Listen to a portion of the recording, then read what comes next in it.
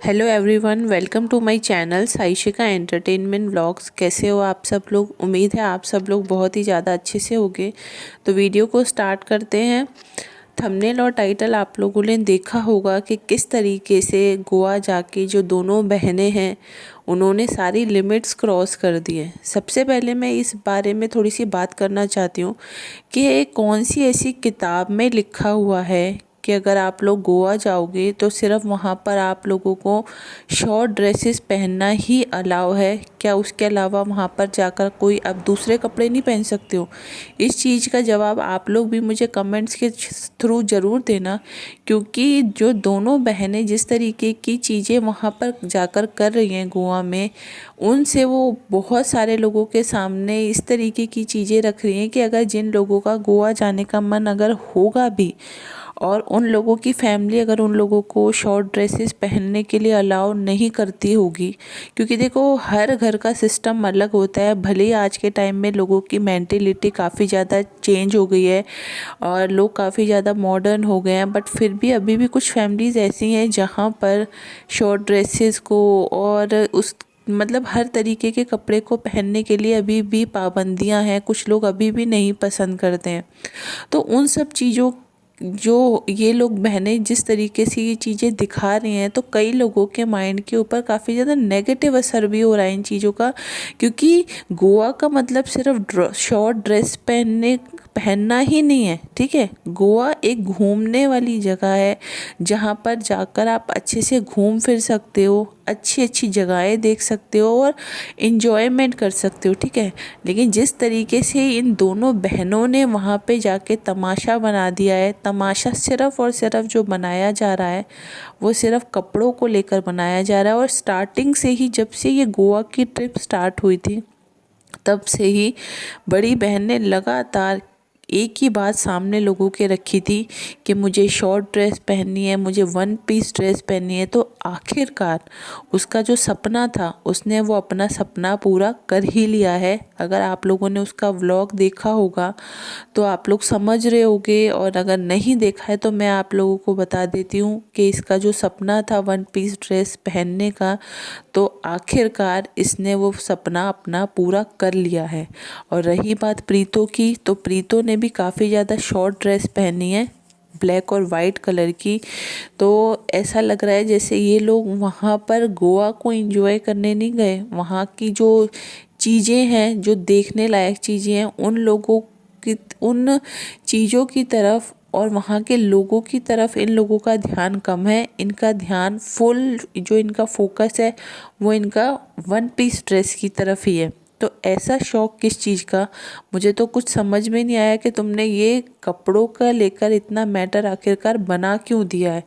ठीक है, अगर तुम्हारा मन था तो तुम पहन लेते, लेकिन इतना ज़्यादा लोगों के सामने बार बार एक चीज़ को शो ऑफ करना, क्योंकि तुम्हारे जो दोनों इन बहनों के व्लॉग्स होते हैं तो ऐसा नहीं होता कि जो लोग देख रहे होते हैं कि उनकी फैमिली में भी ये सब चीज़ें होती हैं। ऐसा नहीं होता। हर फैमिली का सिस्टम अलग अलग होता है, हर घर घर के रूल रेगुलेशंस अलग तरह के होते हैं। और कभी मुझे लगता है कि कभी दो चीज़ों को एक दूसरे से कंपेयर करना भी नहीं चाहिए, बट ये कुछ चीज़ें ऐसी दिखा देते हैं ये लोग। और शुरू से ही बड़ी बहन की आदत रही है कुछ मतलब एक्स्ट्रा ऐसा दिखाना लोगों के सामने कि मतलब उस चीज़ों का कुछ जो चीज़ नहीं भी होगी ना, उस चीज़ का भी इतना शो ऑफ करके लोगों के सामने रखने की कोशिश करती है। हमेशा से ये इसकी पुरानी आदत रही है। तो इसने इस बार भी क्या करा है, वही सब चीज़ें की हैं कि कपड़े, इसको जो चीज़ें पहननी थी इसने पहले से ही डिसाइड कर रखा था कि हाँ मुझे ये सब पहनना है। बट लोगों के सामने इसने इस तरीके की बातें पहले रखी थी कि अगर मैंने इस तरीके के कपड़े पहने, अगर ये किया वो किया, तो घर में कहते बहुत बड़ी बात हो जाएगी और घर वाले मुझसे नाराज़ हो जाएंगे, घर वाले रिश्ते तोड़ देंगे। मतलब इसने इतनी बड़ी बड़ी बातें पहले भी इसने लोगों के सामने काफ़ी सारे सस्पेंस बना रखे हैं। पहले भी लोगों को काफ़ी ज़्यादा इसने बेवकूफ़ बनाने का काम कर रखा है। इसने बोला था कि मुझे दुबई जाना है, फिर मुंबई की भी बातें आई थी, फिर ये पटना भी गई थी। तो इसने जब दुबई की चीज़ें सामने आई थी तो उस टाइम पर बहुत सारे लोगों ने इससे पूछा कि आखिरकार तुम दुबई किस लिए जा रही हो, क्या काम है, लेकिन इसने खुल के लोगों के सामने कोई बात नहीं रखी थी। इसने बोला था कि जब टाइम आएगा तब मैं आप लोगों को बता दूंगी कि आखिरकार मुझे क्यों जाना है। अब बात ये आ रही है कि इसने बोला था कि मैं जनवरी के लास्ट में या फरवरी के फर्स्ट वीक में मैं दुबई जाऊंगी। तो अब आप लोगों के सामने ही सब चीज़ें हैं कि फरवरी भी आधे से ज़्यादा निकल चुका है, जबकि दुबई का भी इसने कोई भी नाम नहीं लिया है लोगों के सामने। तो उस टाइम पर इसने इस तरीके से दुबई की बातें की थी कि जैसा लग रहा था जैसे ये 1-2 दिन में ही वहाँ पर चली जाएगी। बट अब लोग इससे पूछ रहे हैं कि आखिर उस दुबई का क्या हुआ, तो इसके पास कोई जवाब नहीं है लोगों के सामने रखने के लिए। और बात आती है कि अब इसने जो ये 16 फरवरी का सस्पेंस लोगों के सामने बना के रखा हुआ है, तो कल है 16 तारीख, तो कल देखते हैं कि आखिरकार कौन सा बहुत बड़ा सरप्राइज़ लोगों को मिलने वाला है। क्योंकि ये जब जब ये बात बोलती है कि आप लोगों को मैं काफ़ी बड़ा एक सरप्राइज़ देने वाली हूँ, तब आप लोग समझ जाओ कि तब ये कुछ भी नहीं बताने वाली होती, सिर्फ बहुत छोटी सी कोई बात होती है, लेकिन उसको इतना बढ़ा चढ़ा के लोगों के सामने रखने की कोशिश करती है कि लोगों को ये लगता है कि ऐसी कौन सी बात है। और लोग इसकी आने वाली जितनी भी वीडियो रहती हैं उसको लगातार देखने की कोशिश करते हैं कि कहीं ऐसा ना हो जाए कि हम कुछ मिस कर दें। तो बस इस बार भी इसने क्या करा है, वही पूरी कोशिश की है सस्पेंस बनाने की। और 16 तारीख का सस्पेंस अभी भी मतलब सामने आया नहीं है खुल के, लेकिन जिस तरीके की वीडियोस हम लोगों को देखने के लिए मिल रही हैं उनसे तो साफ तौर पे यही जाहिर हो रहा है कि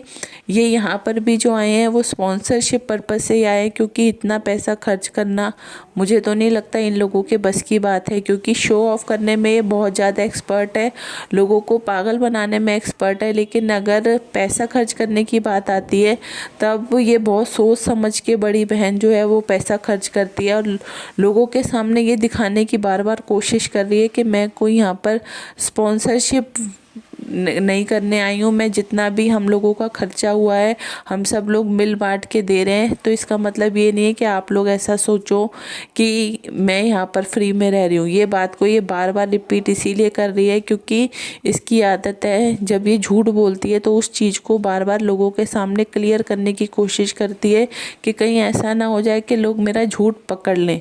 तो इस बार भी इसको पूरा इसी बात का डर है कि कहीं ऐसा ना हो जाए कि इसका झूठ फिर से लोगों के सामने आ जाए।